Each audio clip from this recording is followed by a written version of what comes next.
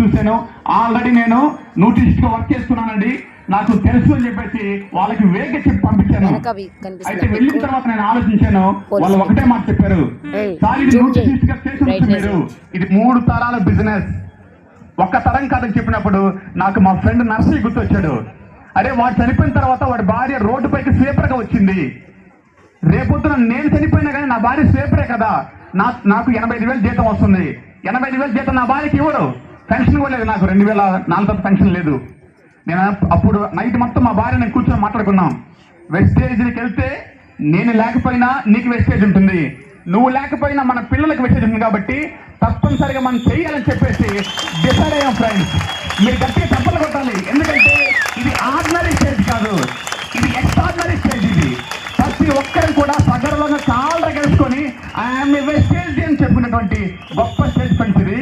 నేను జాయిన్ అయ్యాను, first month నా చెక్ 6,000. నేను జాయిన్ అయినటువంటి 3 నెలలు నేను బ్రాంజ్ అయ్యాను, 4 నెలలు నేను సిల్వర్ అయ్యాను. లాస్ట్ మంత్ నా చెక్ 12,976 రూపాయలు.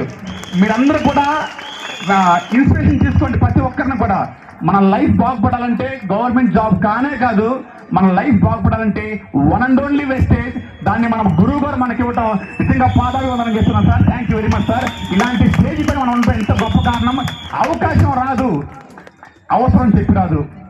అవకాశం మనకు వచ్చింది, వాడుకుందాం, అవసరాలకి మన కుటుంబానికి ఆసరాగా నిలబడదాం.